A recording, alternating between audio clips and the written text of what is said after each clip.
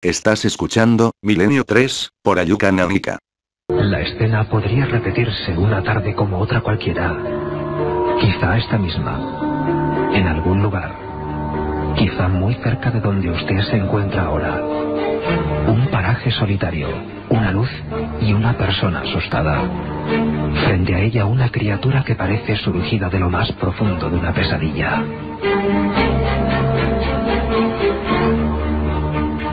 Desde los años 50, en todos los países del mundo se han registrado casos de la aparición de misteriosos seres antropomorfos que siempre han sido relacionados con el intrigante fenómeno ovni. Son los encuentros con humanoides.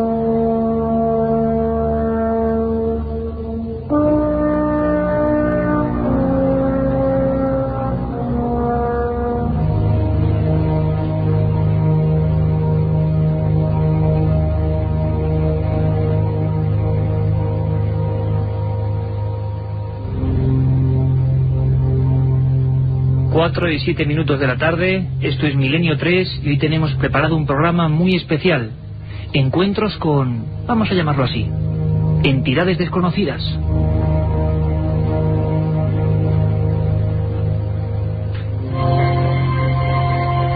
Ya sabéis, el mejor equipo, Katia Rocha, Carmen Porter, Carlos Barroso, este que os habla vuestro amigo Iker Jiménez y el maestro de la técnica José Antonio Hernández en la nave del misterio. Hemos escuchado a Carlos Barroso en introducción. Ocurre de vez en cuando. Hubo un tiempo, cuentan los investigadores, cuentan o contamos los que perseguimos este tipo de noticias insólitas, que los años 70 fueron una época dorada para el fenómeno de los humanoides. Sería complicado describir lo que es un humanoide. Parece ser que, al menos a nivel clásico, se han venido viendo desde la Edad Media. Incluso muchos apuntan que antes. Hay incluso estudiosos que dicen que las primeras construcciones o elementos decorativos de la humanidad ya reflejaban a misteriosos seres que no tenían nada que ver con nosotros los humanos. Y es a partir de la era espacial, a partir sobre todo de 1947, cuando en todo el mundo, como una ola, para muchos de pánico social, para otros de imaginación, para no pocos hechos reales, se convierten en el ejemplo de el nuevo mundo, la tecnología, los viajes en el espacio. Se habla de extraterrestres sin que nadie se ruborice. Y hoy en este programa, como siempre, un programa periodístico, vamos a poner todos los puntos de mira y sobre todo documentos. Documentos extraídos en el lugar de los hechos, documentos de personas que hacía muchos años que no hablaban, documentos de policías, militares, campesinos, médicos, que en algún rincón, algún día, alguna noche, o una tarde como estas, se encontraron con ellos. A mí me gustaría, para abrir boca, que toda España a estas horas, con este día de calor sofocante, nos pusiéramos a la sombra de la información, de la buena información, porque creo que no todos los días se descubren personajes de las fuerzas de seguridad del Estado que se han encontrado con estos individuos. Seguramente, hace mucho tiempo serían ángeles, duendes, demonios, luego astronautas de otros mundos. Parece que el fenómeno es el mismo y que ha ido cambiando con nuestra percepción o nuestra cultura. Lo cierto es que personas de toda condición social, muchas de ellas completamente escépticas, como el que ahora vamos a oír, no creían en nada y se los encontraron. Una noche como la del 19 de marzo de 1997. Una ronda tranquila y dos policías con más de 20 años de hoja de servicios. Un coche, un todoterreno, las luces reglamentarias y las afueras de La Scala, en Gerona. No sospechaban que iba a ser la noche más larga de sus vidas. Manuel Delgado y Manuel Caballero, policías de esa localidad, tuvieron casi que echar mano a la pistola cuando vieron que una inmensa esfera estaba flotando muy cerca del suelo. De estos hechos se hicieron una serie de partes oficiales que personalmente pude recuperar en la comandancia de la policía de Gerona. Lo más extraño es que esa misma noche y no otra, muchos testigos, entre ellos otros dos policías de la localidad de Bagur, habían visto o habían denunciado la presencia de un misterioso sol en plena noche. Un sol que descendía justo hacia el cruce de la localidad de La Scala con Torroella de Montgrí.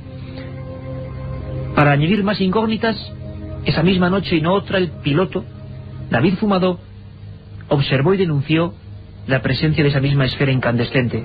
Pero ellos lo vieron mucho más cerca. Se encontraron a unos 10 metros del objeto. El coche se les bloqueó. 2 policías nacionales se quedaron mirando a la esfera y dentro descubrieron algo. Dentro de esa luz, que podía ser cualquier cosa, siempre según su testimonio había algo.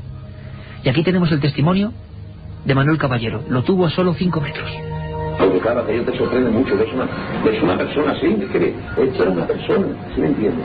O sea, si esta persona se quisiera mover para los lados, y en un espacio, bueno, pero sí que para en el centro, en el centro, en el mismo centro, se veía flotando, digamos, o sea, que para llegar abajo con los pies y arriba con la cabeza, madre de Dios.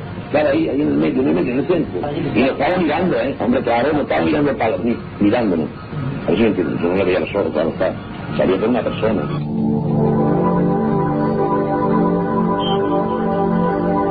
Sabía que era una persona, Manuel Caballero, policía de La Escala. Luego tuvieron además diversos daños físicos, ambos testigos. Fue un caso apasionante, uno de esos que personalmente puedes decir, bueno, no es creer o no creer, les ocurrió algo, vieron algo. Al día siguiente en el hospital gerundense Josep Trueta se hacía un informe a uno de los policías, a Manuel Delgado, al compañero, porque había perdido la visión de un ojo. Un absurdo por completo, lo entendemos.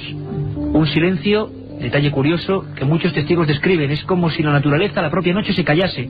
Y de repente un ser muy grande, negro, delgado, que estaba flotando en el cielo y que les miraba. Gerona, 1997, documentos de la Policía Nacional.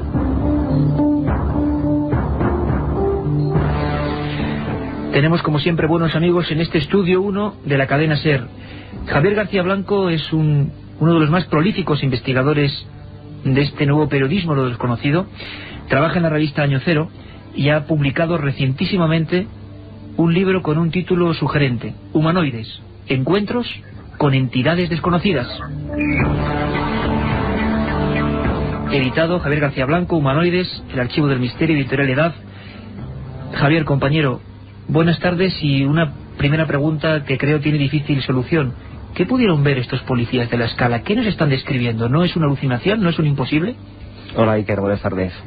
Bueno, ¿qué vieron? Esa es una pregunta muy difícil de contestar. No lo sabemos. Sabemos lo que nos contaron ellos que creen haber visto, y resulta difícil decir poco más. Lo que sí podemos decir es que no son los únicos, que muchas más personas en todo el mundo, en toda España, en diversos lugares se han encontrado con objetos de este tipo, con seres de este tipo, y la pregunta queda en el aire. ¿Qué son? ¿De dónde vienen? ¿Cuáles son sus intenciones? Es difícil responder a estas preguntas. Por supuestísimo que es, si no difícil, Javier, imposible. ¿Por qué un libro de humanoides? ¿Por qué un libro que recopile? Hacía muchos años que en este país no se hablaba del tema. Creo que la última muestra fue la de un maestro, Juanjo Benítez, con su libro La Quinta Columna. Un libro que repasa no solo en España, sino en el mundo los casos. No sé, tú has elegido un puñado de casos, luego nos contarás por qué. Pero ¿qué te impulsó? ¿Cuál fue la necesidad? ¿Crees que no se ha contado todo? ¿Que hay que aportar documentos en este tecnificado siglo XXI de que todavía hay apariciones raras? Cuidado, para algunos fantasmas, para otros diablos, para otros extraterrestres, para otros simples alucinaciones o fenómenos ópticos extraños. ¿Había cosas por contar, Javier? Sí, había cosas por contar. Siempre hay cosas nuevas por contar. Y bueno, la motivación que a mí me movió para escribir este libro, precisamente sobre humanoides, es la siguiente. Yo creo que todos los investigadores OVNI seguimos una serie de fases a lo largo de nuestra carrera de investigación. En principio te interesa prácticamente todo, desde las luces en el cielo, cualquier tipo de relato, pero poco a poco te vas dando cuenta de que lo que verdaderamente importa, los casos más significativos, son aquellos en los que hay una proximidad muy cercana del testigo con el objeto, y en este caso con los seres que van asociados a él. Es, pues bueno, como se conoce cinematográficamente, pues los encuentros cercanos, ¿no?, del tercer tipo. Y precisamente por eso, porque hay más elementos, más datos que el testigo ofrece, más detalles, precisamente por esa proximidad, y quizás porque son los casos más aterradores. El testigo se encuentra directamente frente a este misterio. Javier, habría que romper una lanza en torno a los testigos. Y hay mucha gente que, desde luego, viendo los bochornosos programas televisivos que suelen aderezarnos con estos temas, que desde luego son las antípodas de Milenio 3, vemos alucinados, locos, nada que ver, ¿verdad? Hemos entrevistado a decenas, casi centenares, ¿no?, de testigos, y hemos encontrado todas las profesiones incluso gente muy escéptica que de repente, en un coche en la carretera, en un lugar desolado, en cualquier lugar, se encontró con lo imposible y luego veremos le quebró sus parámetros de mente completamente, ¿no? Sí, la verdad es que el fenómeno, algo que tiene muy bueno es que no es para nada discriminativo, sino que, como bien dice, se presenta a cualquier tipo de gente, cualquier tipo de profesiones, y generalmente, y lo más interesante es que precisamente este tipo de testigos son todo lo contrario a lo que estamos viendo últimamente en televisión.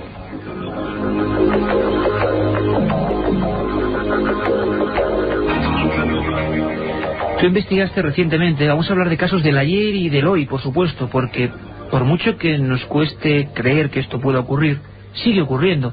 Y creo que a lo largo de la hora y media que tenemos, de 4 a 5 y media, vamos a contar un montón de cosas, un montón de documentos y de historias que ocurrieron en esa época dorada, de los encuentros con lo extraño, con lo absurdo, pero que también tendremos la visión de lo que está pasando últimamente, en los últimos 2-3 años. Este caso de Gerona era hace 5 años y creo que era francamente sorprendente. En Sevilla, un policía nacional, uno de los últimos casos en España, afirma haberse encontrado, y yo me gustaría ponerme en su lugar, o sea, el descrédito que se juega contando esto, o lo ha visto de verdad o la broma le va a salir muy cara, una especie de objeto que él describe, ahora vamos a escuchar, como un monovolumen, y varios seres. Si quieres escuchamos el testimonio, Javier, y luego hablamos del asunto. Perfecto. Es una entrevista que le hace, ahora lo vamos a tener un momento en comunicación, nuestro eficiente corresponsal y jefe de corresponsales en toda Andalucía, don José Manuel García Bautista. Vamos a escuchar a este policía nacional, entrevista realizada de nuevo hace unos escasos días para este programa. Bueno, y ustedes opinen. Venía yo por la carretera de Casalla y justamente al lado mía de la carretera vi sobre los matorrales que había como unos haces de luz muy grandes. Entonces yo sorprendido, advertido por eso, pues me aparté a la derecha y resulta que vi sobre detrás de los ramajos de los olivos. Vi como una especie de monovolumen grande y era muy luminoso. ¿Era muy grande el monovolumen? Tamaño unos 15 a 20 metros. Y era como un monovolumen, ¿verdad? Exactamente, era una cosa metalizada y con muchas luces. Entonces advertí de que había seres, tíos como baloncesto, como tíos de la NBA, tíos... Eran muy grandes. Eran grandes pero deformes, eran como muertos de hambre, como anémicos y con los hombros hartos y el estómago muy delicado, muy... ¿Llevaban algún traje, algo? Y era como de látex, muy superpuesto, era ajustado, ¿no? Exactamente. Y claro, vi como agachado, como tomando muestras, como recopilando cosas. Actuaban como grupo, entre ellos. Nos dijeron medio vámonos. Claro, yo vivía en la calle mucho más tiempo, que eso fue una experiencia alucinante, alucinante. ¿Tú en toda tu experiencia como policía nacional habías visto algo así? Pues no. Un viaje en busca del misterio. Milenio 3, en la SER. Esto es Milenio 3 con número @cadenaser.com, Milenio 3 con número @cadenaser.com. Vamos a ver si al final del programa de hoy podemos pasar algunos de vuestros mails, claro que sí, escribir desde ya, porque creo que habrá muchas dudas, muchas preguntas sobre quiénes son los humanoides, a qué mundo pertenecen, alucinaciones, visiones reales, seres de otros mundos, no lo sabemos y vamos a intentar acercarnos al fenómeno. Milenio 3 con número @cadenaser.com. Y muy importante, luego Carmen Porter nos contará los cambios de cara al verano que ya está aquí. A partir de ahora, os lo adelanto, 2 días, los sábados y los domingos, Milenio 3. Creo que va a ser un verano realmente apasionante y contamos, por supuesto, con todos vosotros. José Manuel García Bautista, desde Sevilla. Compañero, buenas tardes. Iker, buenas tardes a todos los oyentes de Milenio 3. Imagino que con un calor de 1000 demonios, pero ni el calor nos impide las ganas de seguir investigando. Tú estabas entrevistando a esta persona de nuevo, refrescando algunos datos hace apenas horas, ¿no? Exactamente, Iker. En el momento que me comentaste que el programa iba a versar sobre humanoides, pues bueno, nos pusimos manos a la obra y bueno, a repescar el testimonio de este importante testigo. Policía Nacional, yo creo que se la juega, ¿no? Y más como está el mundillo hoy en día, las televisiones ridiculizando a la gente, el descrédito de estos temas. Algunos luchamos porque esto no sea así, queremos que haya información por lo menos digna de análisis. Un Policía Nacional que de repente, bueno, pues le cambia la vida a 360 grados y describe una cosa que nos suena, pues, difícil de creer, ¿no? Efectivamente, además un policía nacional que antes de esta experiencia era totalmente escéptico de estos temas, es más, no creía, siempre lo había tomado por, bueno, se dejaba influenciar por prácticamente lo que había en televisión, ¿no? Un circo que prácticamente desacredita mucho estos temas, ¿no? Y él, pues bueno, lo tenía concebido como que en su mente no entraba el creer en el fenómeno ovni, ¿no? Hasta que un día en la Carasalla, un 31 de diciembre del 2001, se encontró con aquello y sus esquemas se vinieron abajo. Javier, un testigo, digámoslo así, que se encuentra con algo extraño. ¿A ti qué impresión te da el testigo? Es decir, es curioso que una persona que sigue siendo Policía Nacional describa que vio eso y además con cierta naturalidad, ¿no?, ante nuestros micrófonos. Pues sí, la verdad es que a mí el testigo me ofreció una total garantía. Cuando llevas un tiempo investigando y entrevistando a gente, acabas aprendiendo un poquito, que evidentemente no es fiable del todo, no te prefiere, pero el instinto te un poquito dice, de psicología, ¿no? Exacto, y el instinto te dice un poquito si vas por el buen camino o si no, y esta persona desde luego me merecía todo el crédito del mundo. Es típica o arquetípica la descripción de lo que él dice. Antes hemos visto a unos policías de Gerona, marzo del 97, describiendo una esfera y dentro un ser. Acordaros de esta descripción porque luego vamos a hablar de un caso muy parecido registrado en los informes del Ejército del Aire. Pero este describe personas en tierra como seres humanos normales y corrientes cogiendo cosas y al lado una especie de luz. Esto, digamos, es conocido ya. ¿Hay casos semejantes o parecidos en la historia de estos fenómenos? Sí, hay casos similares. Yo creo que es difícil encontrar un caso que sea idéntico a otro, aunque sí hay casos muy muy similares. Tanto en la descripción que hace este testigo, el Policía Nacional, del objeto, que es un objeto en forma de monovolumen, él también le ponía el ejemplo de un gran submarino, es bastante conocido en otra serie de casos, y también la tipología de los seres, unos hombres, entre comillas, de 2 metros, 2 metros 15 de la NBA que decía él, pues también aparecen en otros relatos, seres de esta estatura. Pero también hay que decir que evidentemente hay muchísimos otros relatos del tipo más variado, de seres muy pequeños, otros de estatura totalmente normal, hasta seres monstruosos. O sea que es difícil encuadrarlo porque la realidad es que hay de todo tipo, ¿no? Seres de todo tipo.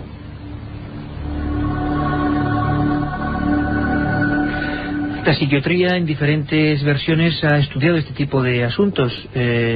El gran Carl Gustav Jung hizo varios trabajos sobre cosas que se ven en el cielo, a veces sobre tierra, y algunas personas hablan de algún tipo de delirio desconocido por completo, resortes que hacen que delante de nosotros se manifieste una especie de película. Luego veremos los síntomas o por lo menos las cosas que describen muchos testigos, ese silencio, ese no encontrarse con nadie en una carretera aunque sea muy transitada. Muchos hablan de experiencias que parecen oníricos o sueños en vida.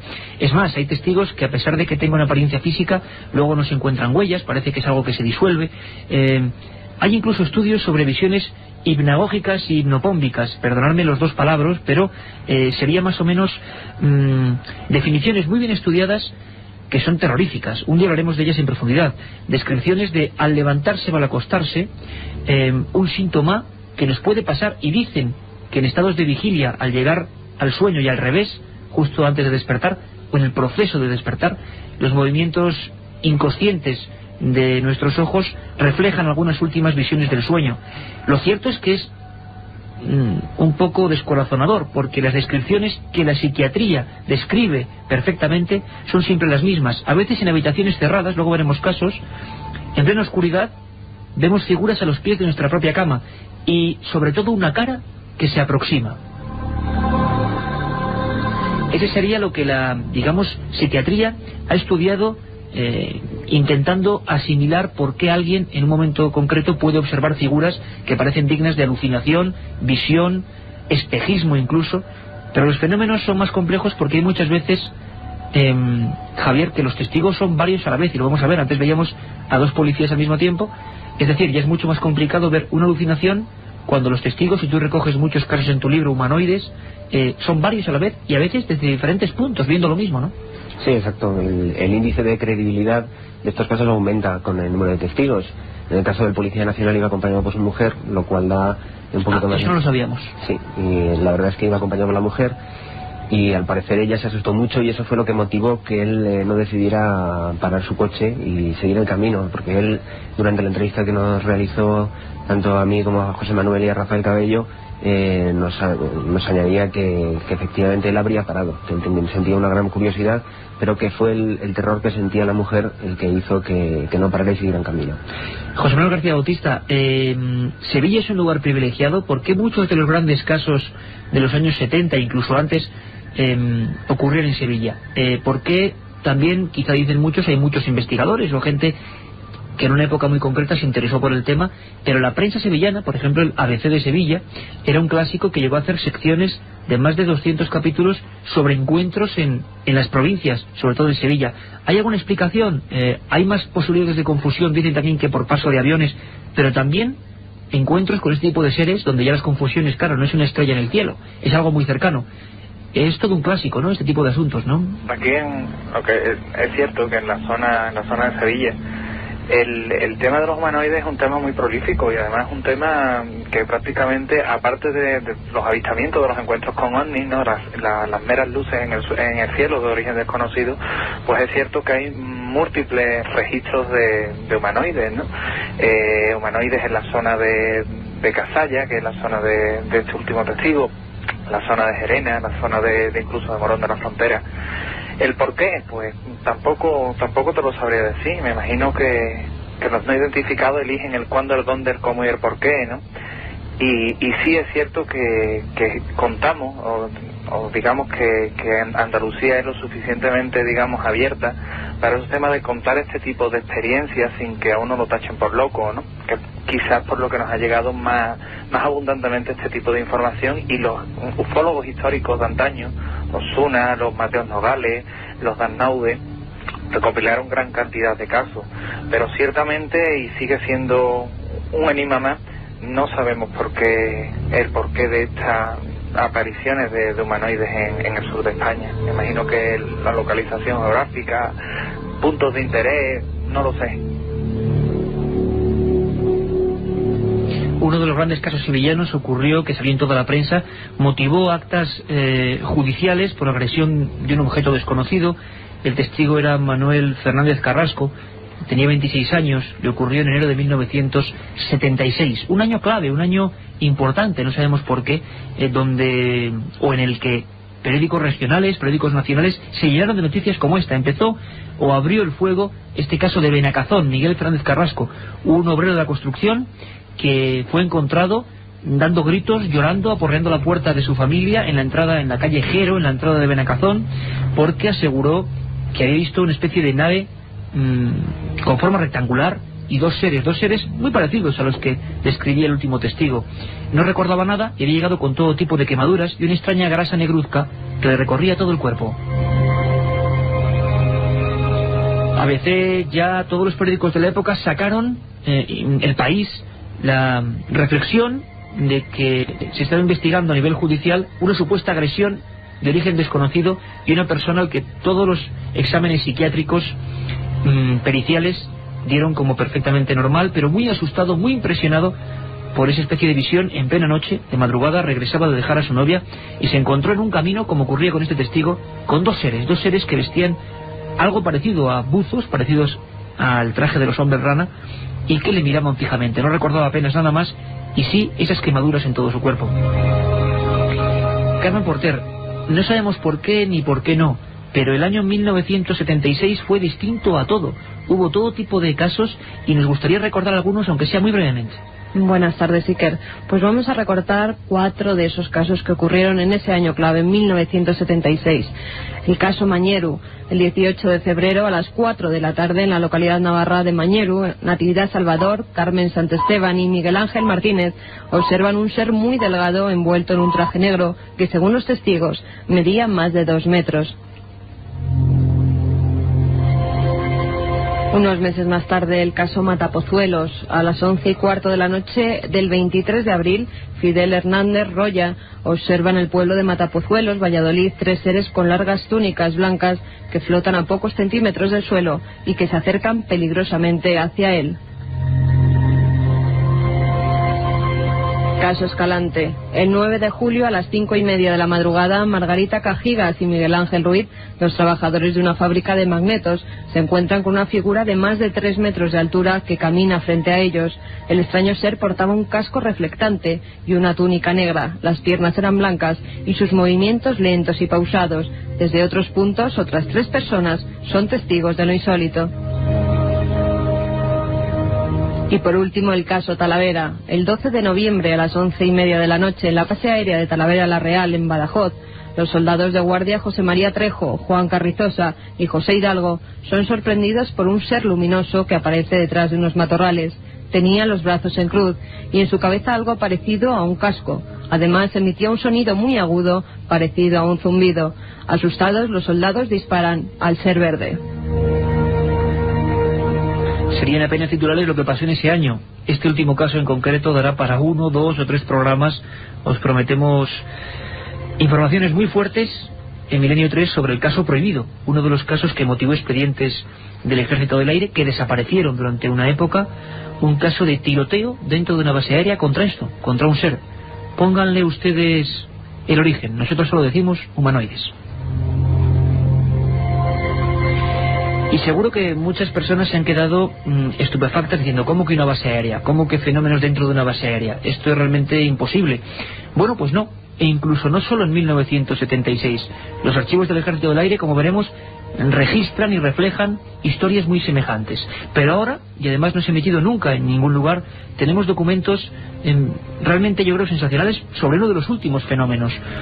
La base aérea de Morón de la Frontera. Escuchad muy atentamente.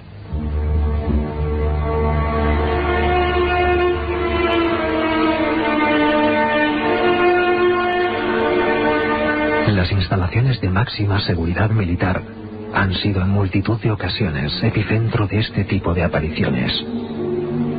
Uno de los casos más recientes es el sucedido en el interior de la base de Morón, en pleno corazón de Sevilla. Allí, una especie de sombra gigantesca de forma humana causó el terror entre las tropas de vigilancia.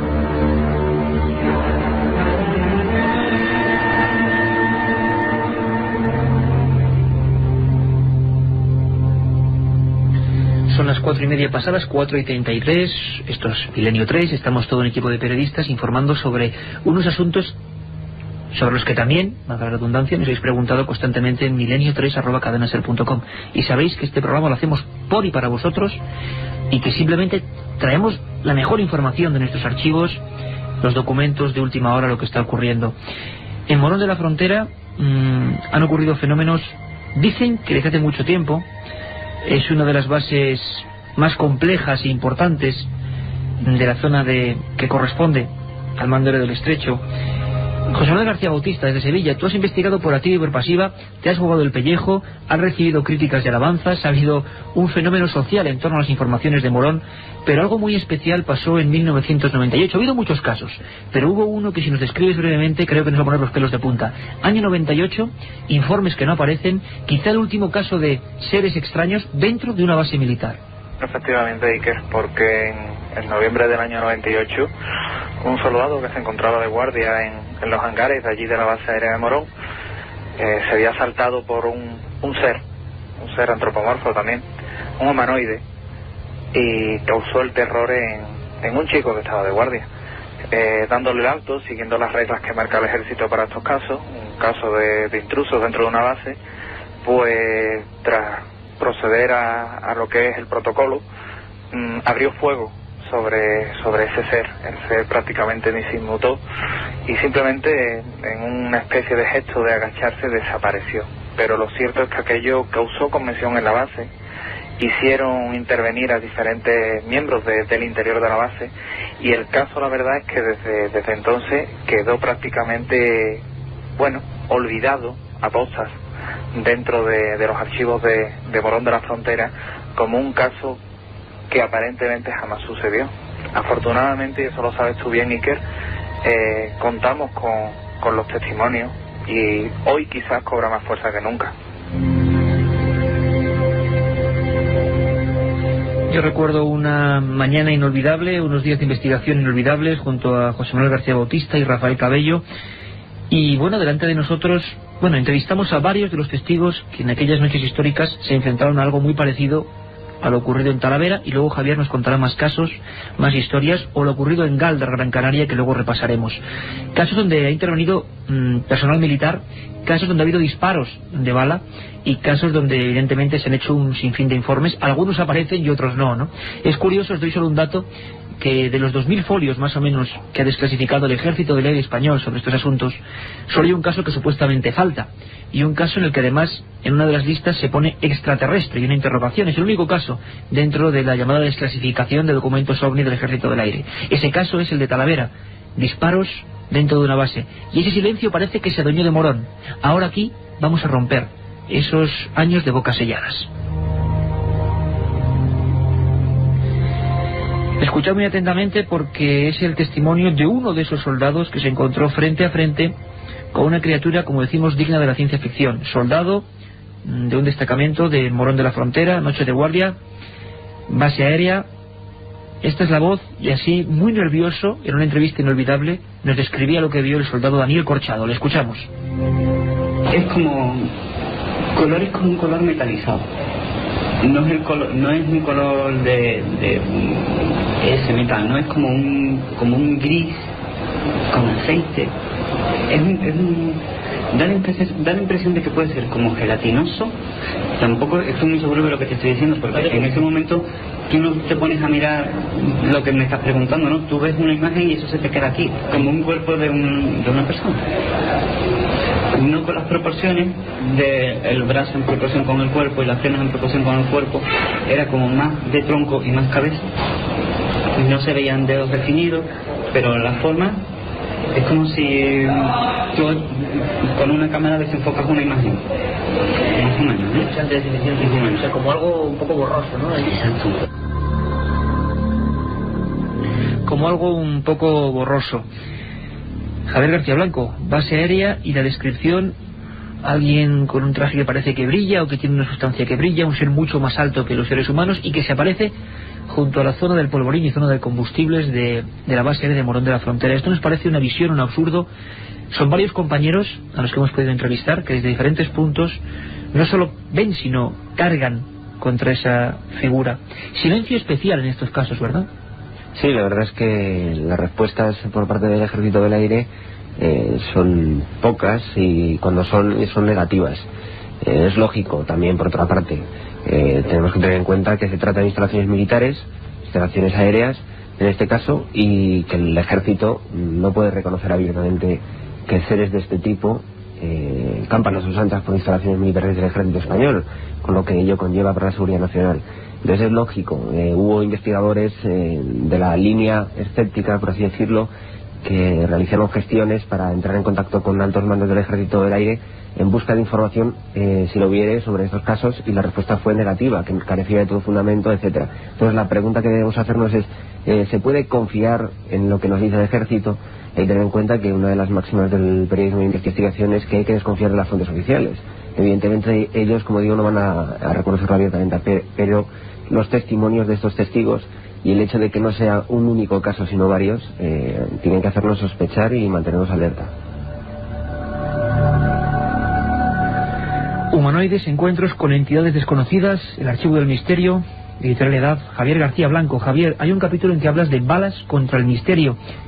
Vamos a seguir escuchando descripciones únicas de los soldados de Morón, primera vez que rompen su silencio, como otros muchos casos que durante hora y media, hora que nos queda, vamos a ir desgranando. Balas contra el misterio, algunos casos y algunos en bases aéreas españolas, que puede ser lo más cercano, lo que más nos llega. Talavera hemos dicho que es una historia apasionante, una que quizás motivó silencio sobre otras, pero ha habido más. Y tú hablas incluso de Rosas, y también me comentabas ahora, incluso en otros campos de tiro concretos, con detalles, con información sobre balas disparadas, y sin embargo, silencio. Sin embargo, también los testigos no se olvidan jamás de lo que han vivido, y a veces incluso recelan o sienten cierta vergüenza cuando ven las explicaciones del Ejército o ven la supresión de cualquier información de algo que ellos vivieron y que puso en peligro su propia seguridad, ¿no? Así es. Aparte de este suceso de Morón y del de Talavera que hemos comentado ya, existe otro que es el primero de todos, el de Rosas, que es en el año 72, y que lo más llamativo de todo es que las características son idénticas. Se produce un avistamiento de una luz extraña, los soldados salen a ver qué ocurre, los perros de vigilancia, generalmente pastores alemanes, se ponen muy nerviosos, los soldados los utilizan como hacen normalmente en labores de vigilancia, van a ver qué ocurre, y cuando envían a estos perros a ver qué es eso que hay ahí, los perros vuelven muy asustados, con el rabo entre las piernas, el En todos los casos lo mismo, es muy curioso lo que dice Javier, porque es en todos los casos lo mismo, y mismos protagonistas. Claro, y entonces, claro, la pregunta que nos surge es, o bien se trata de una leyenda urbana que se ha propagado como la pólvora entre los cuarteles del Ejército del Aire, o realmente algo extraño tiene un interés especial por dejarse ver en estas instalaciones. Lo que a mí me ha llevado a hacerme otras preguntas que hasta que no pueda confirmar mis sospechas no puedo mencionar, pero que abre otras puertas muy interesantes. Tan interesantes como, y creo que te leo el pensamiento, imagínate una serie de experimentos concretos totalmente terrestres, por ejemplo, para calibrar el pánico en una tropa. Por ejemplo. José Manuel, si te parece, vamos a escuchar un segundo corte donde la descripción de este ser que se aparece supuestamente en noviembre del 98, Morón, hay por lo menos 4 testigos en diferentes posiciones. Hay uno de ellos que quedó seriamente afectado por la historia. Este testigo, Corchado, pues bueno, no tengo ni que recordártelo, cómo se puso prácticamente a llorar. Le mandamos un abrazo muy fuerte. Terrible. Porque nos confesó una historia que es personal, que es intransferible, que él ha vivido, que solo le puede acarrear malos recuerdos y que tenía que contársela a alguien, y alguien a quien pudiera creer que eso puede ser verdad. Luego la explicación puede ser otra historia. Vamos a escuchar la descripción todavía más detallada de ese soldado de una zona muy complicada, de la ya complicada e importantísima base aérea de Morón de la Frontera. Primera vez que estas personas hablan en público. Lo escuchamos. Fuerte. No musculoso porque no se definen los músculos, pero muy corpulento. Corpulento, no una imagen de una... Es que yo te lo comparo con una persona porque es la forma que tenía. Pero de ser corpulento no es una persona gorda, sino una persona fuerte, no un atleta. Te distingues algo como si fuera un traje, hebillas, rayas, marcas de algo. Veo como si fuera fluorescente. Eso es lo que me... Y yo la sensación que puedo tener es que eso es como gelatinoso. ¿Algún ruido? Nada. Milenio 3. Periodismo de lo desconocido. En la SER.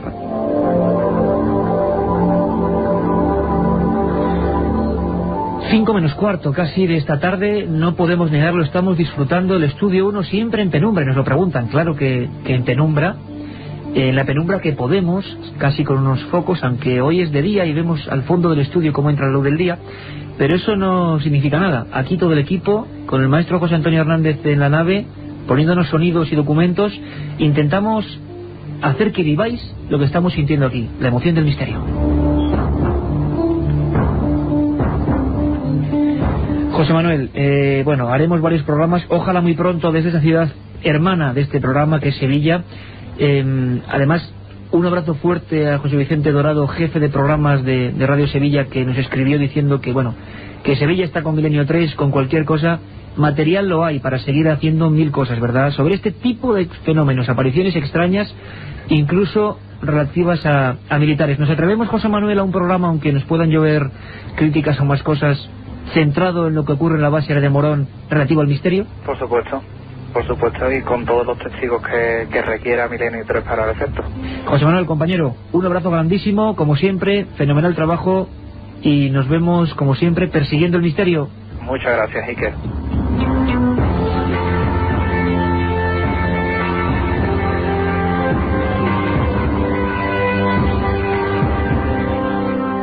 Casos para todos los gustos, de todos los tipos, y siempre aquí con sano escepticismo. No podemos quedarnos con una teoría, con otra. Lo que es cierto es que los testigos, y es importante el factor de la persona, el ser humano. Nos interesa esto porque le interesa al ser humano, y porque muchas personas, como cualquiera de vosotros, cualquiera de ustedes, en un momento de su vida, en cualquier circunstancia, hasta la más insólita, lo vamos a ver, se ha encontrado con lo imposible. ¿Qué era una visión? ¿Qué era una alucinación? Bueno, probablemente, quién sabe. A veces lo malo es que estas alucinaciones sí que dejan huellas o muestras, o son investigadas o vistas por decenas de testigos a la vez. Yo creo que el programa tiene todo tipo de condimentos, y uno de ellos, desde luego, es el día después. Cómo esa gente de por vida soñará, tendrá pesadillas, tendrá miedos con eso que vio un día. Incluso muchos de ellos no hablan de extraterrestres, simplemente aquello estaba allí. Escuchad atentamente.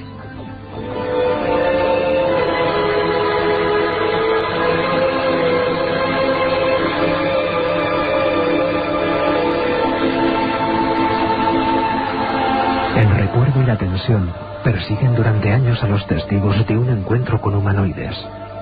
pesadillas, visiones en mitad de la noche, sensación de presencias invisibles.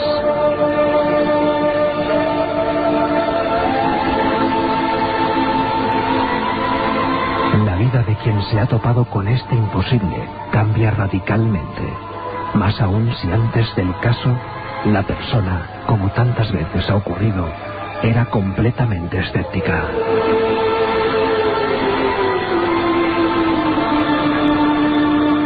Después de ver a uno de estos seres a tan solo unos metros, todos nuestros conceptos, toda nuestra conciencia, da un giro de 180 grados.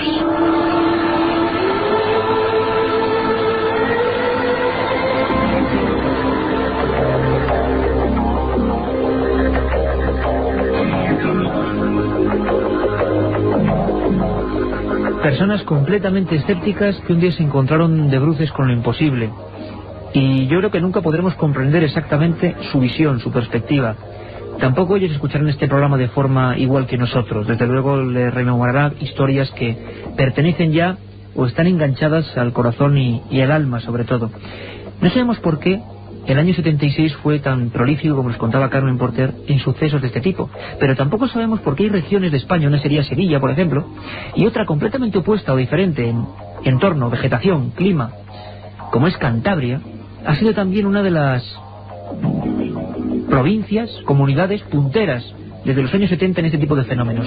Hubo casos que provocaron miedo social. Periódicos como el Diario Montañés o Alerta, durante una época, sacaban constantemente este tipo de historias. Y hubo sobre todo una caterva, un sinfín de buenos grupos casi juveniles de investigación, que a raíz de esas noticias empezaron a hacer lo que se llama ufología cántabra. Luego se derivó de muchas maneras, pero un semillero de gente realmente excepcional. Y cada uno de ellos investigando casos, haciendo boletines, programas de radio, pues pioneros en estos asuntos. Todo ocurrió en Cantabria, y a Cantabria vamos a viajar. En la cadena SER de Torrelavega, pues nos saluda uno de esos investigadores y corresponsal en esa mágica y bellísima región, Mariano Fernández Oruesti. Compañero, ¿cómo estás? Buenas tardes. Saludos, muy buenas tardes, y un saludo también para Javier García Blanco. Hola, Mariano. ¿Qué tal? Estamos aquí disfrutando porque estamos escuchando a los testigos, escuchando testimonios de todo tipo, policías. Hemos escuchado a policías de La Escala, a policías en Sevilla, y hemos escuchado a soldados de la base aérea de Morón. Pero también la gente normal y corriente, la gente del campo, la gente que igual tiene esa cultura, no sabemos si tan válida o no, como la otra, que es la de conocer el cielo, conocer las estrellas, conocer su entorno. Los casos con gente normal en Cantabria fueron algo único. Hubo una oleada en los años 70 que fue excepcional, ¿no, Mariano?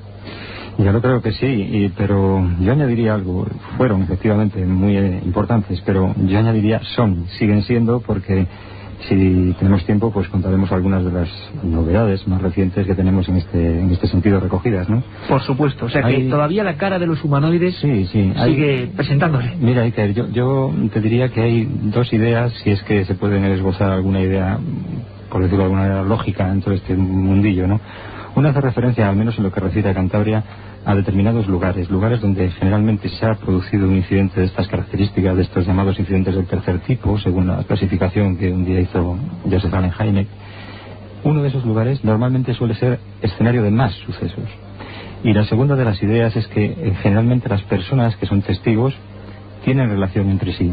O bien son parientes, o bien son conocidos. Esto nos abre un abanico de posibilidades increíble, ¿no? Sí, sobre estas dos ideas pivotan, al menos en gran parte, buen número de las investigaciones que yo he podido realizar, ¿no?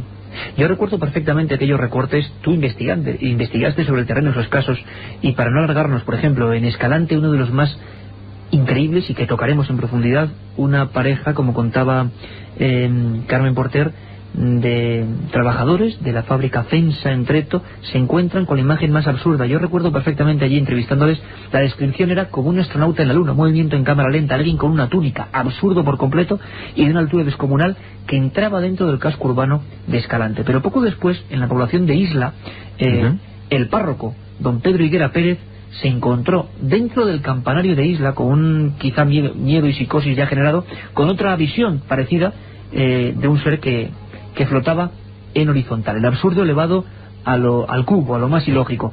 Pero si un caso se lleva la palma, Mariano, si un caso creo que nos pone los pelos de punta, y si es, yo creo que ahora también, si fuera otra hora ya sería difícil hasta de escuchar, es el de dos hermanos mineros de la población muy cercana donde os encontráis ahora, de Puentes de San Miguel, ¿no? Sí, efectivamente, pues estamos a 3 kilómetros justos de donde está la emisora de la cadena SER aquí en Torrelavega, del punto donde se produjo ese incidente, pero si después quieres también comentamos algo de Escalante, porque ahí se cumplen las dos ideas que yo te he dicho antes, la del lugar de poder, por decirlo de alguna manera, y la del parentesco, porque el incidente de Escalante tiene un epílogo muy sorprendente y desconocido. Sobre esa teoría no escrita que une a parientes, a familiares, a personas de un mismo torrente sanguíneo, podemos decir, curiosísimo. Escuchamos, si te parece, mejor yo creo que es que tú nos describas al menos qué ocurre, al menos el inicio y la primera diapositiva de esta película, qué ocurre un 1 de diciembre de 1977 en una casa que podías ubicarnos casi para que la veamos, muy cerquita donde estás, en Puente San Miguel. Bueno, pues efectivamente en la casa de Emilio Ruiz Oribe, que se llama el testigo, Tiuco, le llamaban en el pueblo, está situada inmediatamente después de trasponer el puente que da nombre al pueblo, Puente San Miguel, sobre el río Saja. Y aquella noche, aquella madrugada de diciembre de 1977, como yo he escrito alguna vez, pues alguien encendió el sol antes de tiempo. Eran las 5 de la madrugada cuando este minero, que en aquel momento pues estaba lógicamente durmiendo, estaba descansando de una dura jornada laboral, se topó con algo realmente sorprendente y aterrador. Aterrador tanto fue así como, luego nos confesó que le hizo meterse debajo de la cama durante buena parte del resto de la madrugada, ¿no? Algo que desde luego, pongámonos en su pellejo, no se puede olvidar. Un hombre rudo, un hombre acostumbrado al duro trabajar en la mina cántabra, un hombre al que no se le pueden ir con bromas y que era completamente escéptico en estos temas. Ha hablado con él, Mariano, y nos ha sacado estas declaraciones y creo que son sorprendentes. Yo pido un poco de atención, porque desde luego quizá el habla sea un poco cerrada, pero creo que tiene toda la fuerza de eso que destila verdad. Él se encontró con algo asombroso. Alguien se asomó al ventanuco de su propia habitación y, sobre todo importante, como dice Mariano, alguien encendió el sol antes de tiempo. Luego veremos que hubo testigos que vieron cómo en ese pequeño pueblo se hizo de día repentinamente, y en esa casa que hace esquina, en un ventanuco muy alto que daba a la habitación donde este hombre dormía, se asomó alguien. Si te parece, Mariano, escuchamos este primer documento de Oribe. ¿Te parece? Muy bien. Pues estaba durmiendo. Normalmente, cuando los perros empiezan a ladrar, porque yo tenía los perros en casa metidos, empezaron los dos a ladrar. Y entonces me di media vuelta a la cama y al mirar por la ventana, mira que era una luz que no era natural, que era, se veía mejor que, no sé, que mejor que cualquier día de septiembre o cualquier día de esos buenos que hacen. Y pues tampoco veo un tío en la ventana. Miro el reloj y digo, joder, así que me cuarto.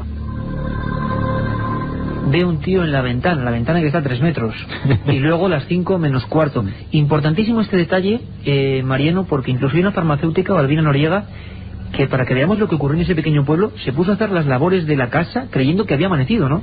Eso es, se levantó, claro, se vio sorprendida por ese mismo sol misterioso, creyó que era efectivamente de día, que había amanecido, y comenzó a hacer las labores cotidianas, a planchar o a las labores típicas de un día normal, hasta que reparó en el hecho de que no era la hora lógica para que el sol estuviera allí tan alto, alumbrando todo, ¿no? Y es entonces cuando se asoma y parece ser, ve un objeto luminoso que se elevaba de Puente San Miguel. ¿Qué es lo que ve? ¿Con qué se encuentra? Aunque ahora vamos a escuchar en un breve documento vamos a escuchar cómo lo describe, pero para que nos hagamos una idea quizá desde fuera, ¿qué demonios, igual nunca mejor dicho, se presenta en la ventana de un minero 1 de diciembre del 77, sin ningún sentido, sin ninguna relación con el misterio, y le mira? ¿Cuál es la descripción, el retrato robot bastante insólito, de la figura que describe el minero Emilio Ruiz Oribe? Pues completamente surrealista, y por surrealista creo que cierto. Nos encontramos ante un tipo de alrededor de 3 metros de altura, tal vez más, de rasgos negroides, pelo corto y de color blanco, bigote, lo cual resulta sorprendente en la casuística ovni, una guerrera abotonada y en cualquier caso con unos ojos que debieron traspasar el alma del testigo hasta el punto de aterrorizarle, como te he comentado antes, ¿no?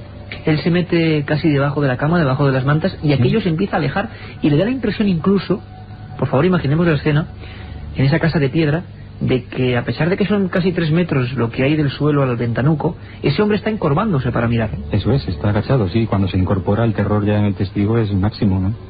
Vamos a escuchar de nuevo a Emilio Ruiz Oribe en esta entrevista, pura ufología, puro mundo de los humanoides, un encuentro clásico y extraño. Vamos a escuchar la descripción que hacía de ese encuentro, pues con esa cara en mitad de la noche. Era moreno, pelo blanco, bigote, patilla, y tenía una guerrera militar, con cuello, todo normal, cuello blanco, la guerrera militar, normal. ¿Usted no tuvo miedo? ¿Qué hizo usted al verle? A verle, me metí después, al cabo de, no sé, 1 minuto, 2 minutos, me metí debajo de las mantas. Me metí debajo de las mantas, completamente comprensible. Una historia increíble que le acarreó no pocas chanzas y burlas a este buen hombre, ¿no? Sin duda, no te hace nada popular, o si te lo hace es en el peor sentido de la palabra, en un pueblo, el decir que eres testigo o has sido testigo de un incidente de las características, ¿no?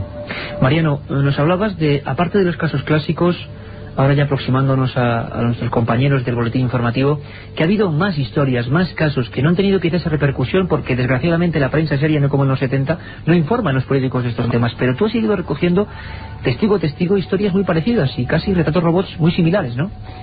Sí, en líneas generales en Cantabria se han producido muchos incidentes con humanoides de elevada estatura, de corte, diríamos, pues ese tipo muerto de hambre que describía antes el policía del que nos hablaba José Manuel García Bautista, ¿no? Es un ser famélico, ¿no? Sí, exactamente. Pero también en alguna oportunidad se han producido incidentes realmente sorprendentes, como un ser de esas características, pero dentro de la habitación de unos testigos, a tan solo 2 kilómetros escasos del lugar donde se produjo este incidente de Puente San Miguel, y donde yo creo que de las pocas veces que se ha producido, el testigo arremete contra el ser, trata de atacarle, la persona, el marido en este caso, y que se ve pues en la desagradable circunstancia de que no abraza nada, abraza el aire en su ataque, es decir, aquel ser parecía ser transparente, ¿no? Hay muchísimos incidentes que sin duda no sé si tenemos mucho tiempo para resumirlos o no. No, nos podrías contar, aunque eran las 5, algunos de los que, por ejemplo, más recientes o a ti más te hayan impactado, porque me contabas de algunos que incluso influían en, como decíamos antes, lazos familiares, personas o una familia tocada quizás por esa facilidad para ver el misterio. Sí, muy rápidamente. Por ejemplo, el caso del Escalante al que tú has hecho referencia, de Margarita Cajigas, tiene, te decía, un epílogo. Su hermano, uno de sus hermanos, fue testigo el 17 de julio de 1991 de una serie de incidentes realmente sorprendentes. Alrededor de una veintena de humanoides pudo ver en la misma noche este hombre. Si no fueron una veintena de humanoides, fueron al menos 2 en repetidas ocasiones, tantas como para sumar al final 20, en una carretera que une Escalante con Santoña, junto a un monte cuyo nombre no debe dejarse en el olvido, Monteano. Y tal vez te pudiera explicar por qué en otro momento o más tarde. El caso es que el incidente no acaba, no finaliza con la visión de los humanoides. También aparece un ovni, y lo más sorprendente, en un momento dado su hermana Margarita Cajigas siente la necesidad de asomarse a la ventana y ve a su hermano, que se acercaba en ese instante de madrugada hacia su casa, envuelto en un rayo luminoso, un rayo que cae de alguna parte, que no le genera ningún tipo de secuela física, pero que nos habla de esa relación entre 2 hermanos que en 2 momentos diferentes fueron testigos de lo extraordinario, de lo mágico y de lo real. Mariano, pues yo creo que abres aquí un abanico sugerente, que es por qué algunas familias, algunas personas entrelazadas tienen esa facilidad. Un abrazo muy fuerte, compañero, y suerte para ese programa que haces allí en Ser Torrelavega, la Torre del Alquimista, al que le dedicamos pues y le deseamos toda la suerte del mundo en esa labor que haces allí, que quizá haga que haya muchos más misterios. Un abrazo fuerte, compañero. Muchas gracias, Iker. Un abrazo para ti y para todo el equipo.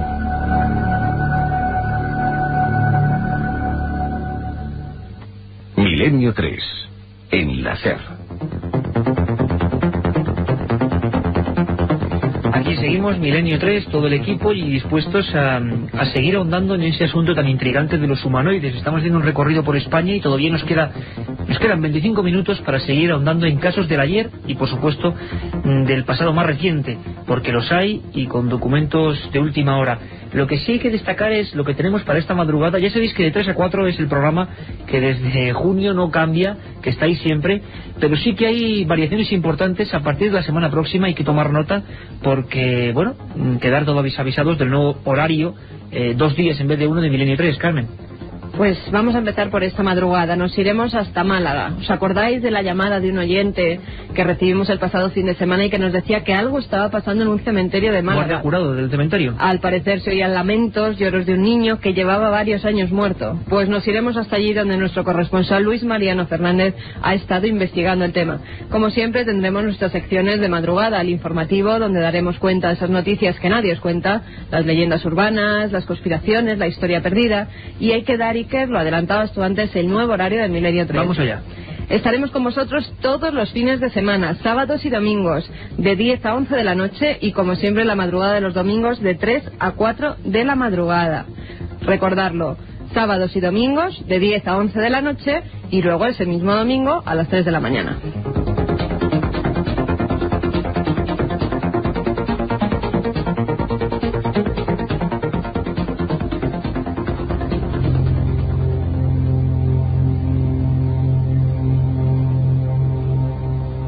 En Canarias han ocurrido otro tipo de sucesos. Parece que quizá la actualidad no nos lo recuerda tanto, pero sí es cierto que sobre todo en esa década mágica de los 70, en el lustro que va entre 1974 y 1979, hubo sucesos excepcionales. Uno de ellos ocurrió en Gran Canaria, muy cerquita de Gáldar, y tiene el privilegio, vamos a llamarlo así, de ser el único que dentro de los informes desclasificados por el Ejército del Aire se hace referencia no solo a luces, sino a seres. Vamos a escuchar lo que dice concretamente ese informe oficial del Ejército del Aire español, que durante casi 20 años estuvo en el más estricto de los secretos y que en 1996 se dio a luz pública. Escuchad.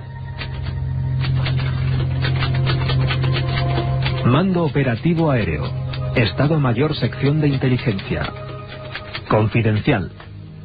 Avistamiento de fenómenos extraños. Expediente 760622. Lugar, Canarias. El día 22 de junio a las 21:27 Z, los tripulantes de la corbeta de la Armada Española Atrevida, que navegaba sensiblemente paralela a la costa de Fuerteventura con rumbo sur-suroeste, ven una luz blanca saliendo del interior de la isla y que se movía lentamente en dirección al aeropuerto.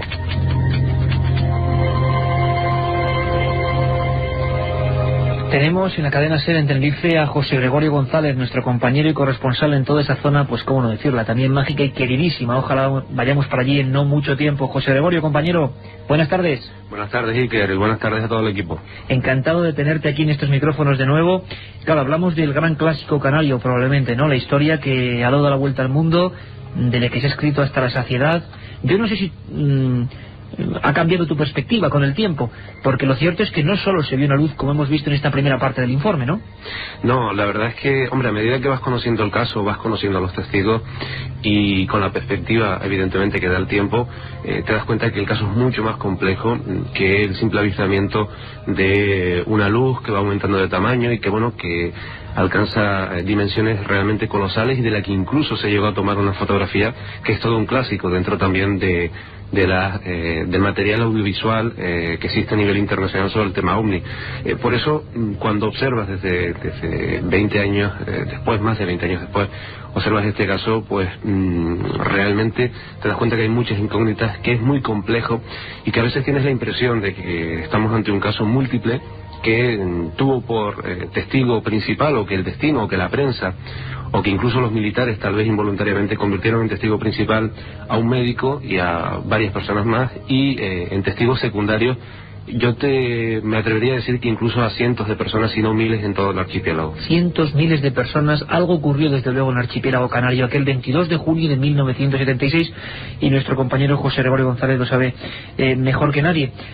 Lo cierto es que hemos mencionado, ese informe desclasificado menciona la corbeta Atrevida, personal militar, algo sale del agua, algo ilumina todo, pero el informe continúa, y continúa dando un dato estremecedor. Dentro de esa esfera, según algunos de esos testigos, había algo. Escuchamos. A las 21:30 Z, en un taxi que circulaba hacia el término de Las Rosas, 2 testigos, el chofer y un doctor, que iba de visita profesional, aseguran ver un objeto esférico de 30 metros de diámetro con 2 figuras de color rojo en su interior, a una distancia de 15 a 20 metros, y parado o suspendido muy cerca del suelo. A esa misma hora, en Boca Barranco, punto situado en la costa norte de la isla, en la bahía de Punta Galdar, un matrimonio desde la ventana de su casa observa una luz en forma de faro de vehículo, que a medida que se acercaba hacia ellos aumentaba de tamaño hasta alcanzar el de 3 veces el disco lunar. El objeto fue desapareciendo lentamente y dejó un arco de color azul. Documentos oficiales del Ejército del Aire Español, junio de 1976.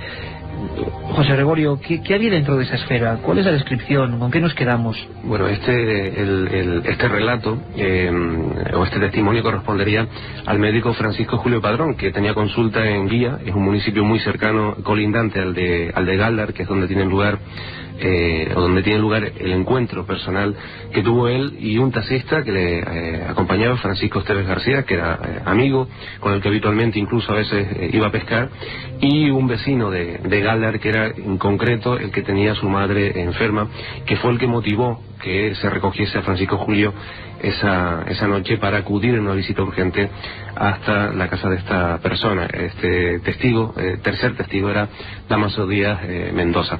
Bueno, cuando enfilan el caserío de Las Rosas, que incluso hoy pues casi conserva, a pesar del tiempo transcurrido, pues la misma morfología de entonces, se encuentran con esa esfera de unos 30 metros de altitud, pero lo curioso es que no solo veían una gran burbuja luminosa, sino que en su interior vieron lo que parecía a todas luces pues el interior de algún tipo de astronave o aeronave, con 3 consolas y, lo más sorprendente de todo, con 2 figuras que se miraban, 2 figuras humanoides de unos 2 metros y medio, incluso 3 metros como mucho, vestidos o enfundados en un mono rojizo, y que se miraban, estaban de frente, se miraban uno al otro, y parecían realizar algún tipo de operación con el instrumental, es decir, parecían mover sus miembros superiores, las manos, y retocar parte de aquellas consolas que tenían enfrente, ¿no?, que les acompañaban. Todo esto, claro, configurando una observación que desde otros puntos de Canarias, incluso desde las costas africanas, ten en cuenta que del orden de 5 o 6 barcos, algunos militares, otros pesqueros, otros de pasajeros, pues fueron testigos también de la observación. Y mientras en estos lugares, y mientras cientos, incluso miles de testigos observaban el fenómeno luminoso puro y duro, una gran burbuja de luz, la salida también del mar de lo que parecían ser discos, con algunas variaciones en la dirección que cogían en vuelo, desde ese lugar en concreto lo que se estaba observando era un fenómeno totalmente diferente, con la presencia de humanoides. Y esto es lo que convirtió al caso de Galdar, al caso del 22 de junio del año de 1976, en un auténtico clásico, y también en un caso polémico, controvertido, porque a partir de este momento Iker se empieza a tejer una trama militar en la que Francisco Julio Padrón, testigo principal de este avistamiento, de esta observación, pues declara y mantiene durante muchos años que los militares le obligan a guardar silencio, le piden de una forma amable al principio, de otra forma un tanto más peculiar posteriormente, pues que no siga describiendo, no siga dando esos detalles sobre la presencia de humanoides, y que olvide un poco el asunto. Un poco de presión, podríamos decir, ¿no? Si te parece, José Gregorio, presión, sí, dime qué. No, si te parece, incluso vamos a hacer una pequeña pausa, porque vamos a escuchar algunas palabras de este principal testigo, y no olvidemos los datos que ha dado José Gregorio. Primero, fotografía única, supuestamente ovni, dentro de los archivos del Ejército del Aire, y único caso de esas decenas de informes del Ejército del Aire español sobre no solo luces, sino seres en el interior de una luz, y cientos de testigos. Escuchamos a Francisco Padrón en un momento. Milenio 3. Periodismo de lo desconocido. En la SER. Si quieres viajar a lo desconocido, no dejes de leer El Archivo del Misterio de Iker Jiménez en los libros del tercer milenio. Colección El Archivo del Misterio de Iker Jiménez, publicado por Editorial Edad. Próximos títulos ya a la venta: La sábana santa de Carmen Porter, Casas encantadas de Francisco Contreras, El secreto de la gran pirámide de Manuel Delgado y Vampiros de Miguel Gómez Aracil. Milenio 3, con Iker Jiménez, en la cadena SER. Y como lo prometido es deuda, escuchamos ahora este documento, esta declaración de Francisco Julio Padrón, ese testigo. Su vida cambió, como en todos los que han visto este tipo de seres, describiendo con pelos y señales algo que nos parece prácticamente imposible. Vamos a verlo. Pues que la parte interior de esta esfera se levantaba, una especie de plataforma, con dos seres, y entre los dos seres existía una especie de consola. ¿Cuánto medían esos seres? Pues aproximadamente 2,40 o 2,50 o hasta 3. Eso es difícil de calcular a 15 o 20 metros. En el caso que yo vi eran trocizos. Tenían la cara un poco afilada hacia adelante y el cráneo hacia atrás más ancho. Declaración tremenda de ese testigo, de ese caso considerado la joya de los 2.000 expedientes desclasificados a partir de 1992 por el Mando Operativo Aéreo del Ejército Español. Javier García Blanco, un libro Humanoides, encuentros con entidades desconocidas. Curioso, me mirabas, porque una esfera y dentro unos seres que flotan, parece lo mismo de los policías nacionales de Gerona con el que hemos empezado el programa, ¿no? Vuelve a haber esas similitudes entre algunos casos. Sí, como decíamos, en ocasiones se producen estas similitudes, lo que también nos sirve para verificar un poco la credibilidad, ya que entre uno y otro caso se separan muchísimos años. 21 años. Exacto, y los testigos tampoco se conocían, tampoco eran asiduos lectores de temas ufológicos, lo que le da una cierta credibilidad al tema, aunque no sirva, evidentemente, para certificar al 100% esa autenticidad. Es muy curioso porque es una esfera gigante, está la corbeta militar española Atrevida, hay decenas de testigos, esa fotografía que es la única, decimos, que se incluye en esos expedientes, y la descripción se parece mucho a lo que vieron Manuel Delgado y Manuel Caballero, policías de Gerona, un ser oscuro, en este caso hablando de Rosito, que flotaba en esa luz.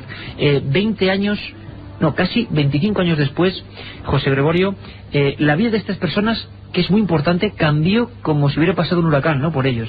Sí, efectivamente, este es un caso significativo y emblemático para observar cómo un encuentro ovni, un encuentro cercano en este caso, y con la observación de humanoide, o presunta observación, porque todo hay que decir que evidentemente la polémica se mantuvo durante mucho tiempo, porque hubo algún que otro testigo que relativamente cerca a estos tres que protagonizan este encuentro, que distinguió la esfera, distinguió lo que parecían ser siluetas rojizas, pero no llegó al nivel de afirmar que realmente se trataba de humanoides.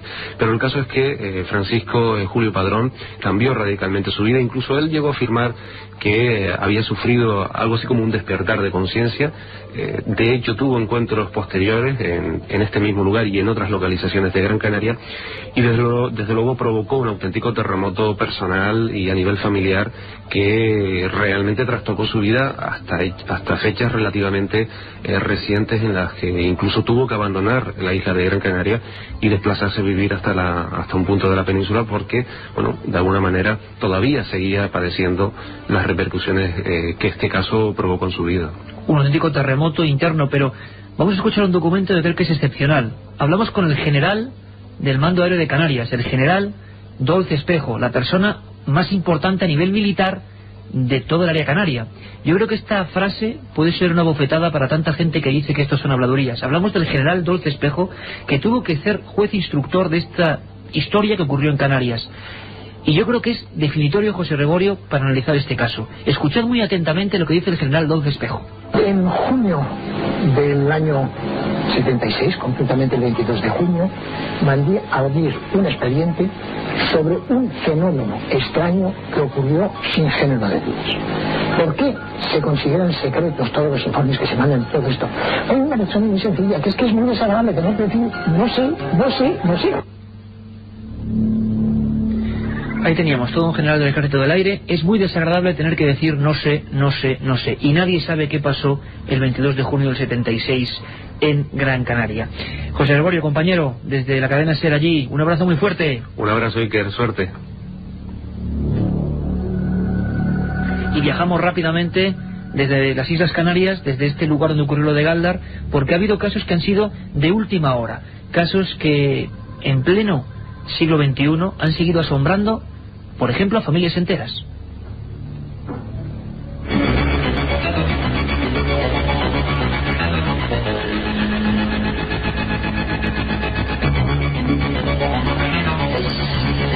desafiando las teorías que achacarían estos fenómenos a la sugestión, las visiones e incluso complejos tipos de alucinaciones. Los humanoides han aparecido en ocasiones ante familias enteras, en pleno día.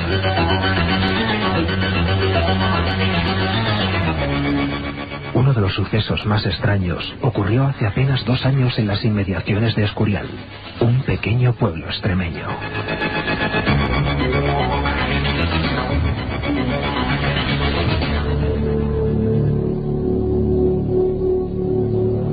Casos casi de última hora que nos demuestran que el fenómeno continúa de diferentes formas, de diferentes perspectivas, de un fenómeno sin duda poliédrico y en el que cada uno puede tener una opinión. Nos hemos acercado desde el punto de vista militar, policial y de la gente de la calle también, por supuesto, porque todos nos consideramos personas que podemos tener inquietudes. Nuestro corresponsal en Extremadura es Gonzalo Pérez Arró y muchos ya le conocéis. Gonzalo, buenas tardes, compañero. Hola, muy buenas tardes, sí, que encantado de estar en este tiempo extra de una nueva cita con Milenio 3 y el misterio. Una cita con el misterio, Gonzalo. Desde luego, tú fuiste el privilegiado, entre comillas, de conocer algunos de los últimos incidentes de este tipo denunciados en España. Ocurrió en Escurial, ¿no? Sí, en Escurial, en la provincia de Cacereña, un pequeño pueblo, como tú bien dices, dedicado al cultivo en su mayoría del tomate, y precisamente en un terreno de cultivo fue donde se dio este caso. ¿Qué ocurrió? ¿Podéis hacernos rápidamente para que tengamos y la gente que escucha Milenio 3 diga, bueno, tenemos los casos clásicos, los generales, los soldados, los militares, pero también lo último que ha ocurrido? ¿Cómo sería brevemente, Gonzalo, la película de los hechos que tú pudiste investigar a las pocas horas tú acudiste a Escurial y viste una familia aterrorizada, ¿no? Pues sí, esa es la palabra, aterrorizada, porque el principal testigo, Samuel Rodas Arias, el cabeza de familia, se dirigía en la mañana del viernes 16 de junio del 2000 a sus terrenos de cultivo de tomates, cuando al acercarse a ellos, al bajar del coche, pues vio un bulto, una figura que desprendía luz entre medias de sus tomateras. Este hombre en un principio pensó que podría ser un animal, aunque no se quería engañar porque aquello era raro, por lo que te digo, por la luz, una luz amarillenta. Se internó en los cultivos, fue acercándose hasta estar a casi 5 metros de lo que descubrió, claro, que era un ser de baja estatura, que tenía la cabeza voluminosa, y además lo que más le impresionó fue que apenas medía 1 metro, de color amarillo, y unos grandes ojos que le miraban fijamente. Algo horroroso. Javier García Blanco, autor del libro Humanoides, Encuentros con entidades desconocidas, esto que nos parece también ciencia ficción ha ocurrido en más casos. No solo hablamos de seres, parece, altos o delgados o dentro de luces, sino también este tipo de visiones tienen una antesala histórica, ¿no? Sí, hay numerosos casos a lo largo de todo el siglo XX, sobre todo en los años cuando se inician en las grandes oleadas de este tipo de seres. Por ejemplo, la oleada francesa, hay numerosos casos de seres de pequeña estatura, generalmente provistos de escafandras, pero también en otros lugares, en Estados Unidos, en el año 55, una familia también se ve asediada durante toda la noche en una granja de Kentucky por seres de pequeña estatura, grandes ojos penetrantes y un aspecto realmente terrorífico. Y desde luego gente que no tenía nada que ver en Kentucky, año 55, con esta familia extremeña de hace apenas 1 año. Gonzalo, ¿cómo se desarrollan los hechos? ¿Se quedan todos mirando? Es curioso porque son diferentes perspectivas de un mismo ser. Esto quizá nos olvidaríamos un poco del tema de la alucinación, ¿no? No, claro, te iba a decir que en un principio fue él solo el que lo vio, pero claro, ante tremenda visión, el hombre lo que hizo, además de que estando en vacaciones los hijos iban con él a acompañarle a los cultivos un poco más tarde, él fue a por los hijos, 2 chicos, Jairo e Iván, y volvieron a las tierras y allí estaba de nuevo, todavía estaba el celeste. Esta vez no se acercaron, sí vieron algo que les impresionó, porque te decía, antes no lo he comentado, que desprendía, hacía un ruido parecido, él decía, al compresor o a una rueda, a un compresor o a una rueda al desinflarse. Los hijos lo identificaban como el ruido de una hélice que corta el aire. Desde el camino, esta vez no se acercaron, como te decía, el chico, el más pequeño, de 9 años, Jairo, le dio una voz al ser, y este ser por primera vez cambió de posición y se quedó mirándoles, y luego continuó con un movimiento que hasta entonces había estado haciendo, que era como un barrido de unos 180 grados, como vigilante. Esa es la actitud que ellos me comentaron en su día. Curiosísimo. ¿Y qué ocurre al final? ¿Cuál es la última escena? Bueno, ¿Desaparece este ser? La última escena fue, pues, hicieron otra vez lo mismo, porque claro, el ansia de este hombre, y sobre todo de él, era el que más gente lo viera, y además que querían fotografiarlo. Se fueron a casa por una cámara de fotos y avisar al resto de la familia, pero en la tercera vez cuando volvieron ya no estaba. Ya no les dio más oportunidades. Gonzalo, vamos en la recta final. Muchísimas gracias por recordarnos que todavía, en pleno siglo XXI, siguen ocurriendo casos de este tipo. Un abrazo muy fuerte, compañero. Igualmente, muchas gracias.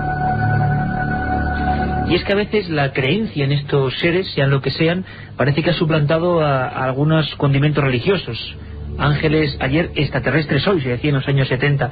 Y es que, por ejemplo, en Málaga ha ocurrido algo sensacional. Francisco Contreras, compañero, ¿cómo te encuentras? Buenas tardes, Iker, y buenas tardes a todos los oyentes de Milenio 3. Bien, aquí estamos, pasando un poco de calor, pero bien. Fenómeno social puro y duro. Un escultor malagueño se encuentra aparentemente con... ¿Cómo es el nombre de este escultor? Marino Amaya, una historia fascinante y muy peculiar que pudimos revivir hace unos días. Vamos, pude revivir junto a Luis Mariano Fernández, el corresponsal de Málaga, hace unos días, ¿no? Te cuento rápidamente porque sé que vamos fatal de tiempo. Escuchamos, si te parece, primero su testimonio, la descripción de lo que él vio, y luego nos cuentas cómo ha sido la repercusión en el pueblo, con discusiones importantes. Escuchamos a este escultor malagueño realmente, bueno, impactado, impresionado con lo que vio. Tenía un cuerpo pequeño, estilizado, bastante estilizado, los brazos eran largos, un poco, si lo comparamos con el ser humano, un poco desproporcionado.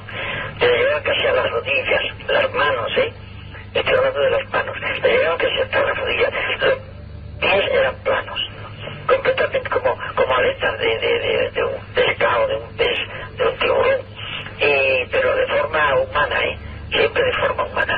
Y entonces la cabeza era más bien grande, una proporción, como te diría yo, comparándolo con la escultura, con el canon de esculturas, pues una proporción como de un niño, pero de un niño. Le escuchábamos, un hombre bohemio, no sabemos qué es lo que vería, pero lo importante de este caso, y queríamos terminar con ello, es cómo el pueblo interpreta algo. Ha hecho una escultura de este ser y se ha montado la Marimorena en la región, que es lo que interesa. Cómo la gente interpreta estos hechos, sean verídicos o no. Bueno, él hace una escultura que dona al ayuntamiento, y esa escultura estuvo durante algún tiempo en el municipio de Ojén, a la entrada, y no sabemos por qué a alguna autoridad religiosa y política le molesta y deciden quitarla. Como muestra este encuentro, el encuentro que tiene el prestigioso escultor Marino Amaya, nacido en León, bueno, pues quedan dos esculturas. Esa está ahí, esa piedra, con un texto que hay en un azulejo que pone: aquella luz en la que supuestamente vino, atravesó el cielo y apareció este ser. Aquello vino del cielo. Un encuentro fascinante, Iker, que se producía el 30 de septiembre de 1996, cerca de las 9 de la noche, cuando una luminaria, una llama, como él describe, atraviesa todo el cielo. Pudo ser vista por más personas, más gente que de los chalés colindantes.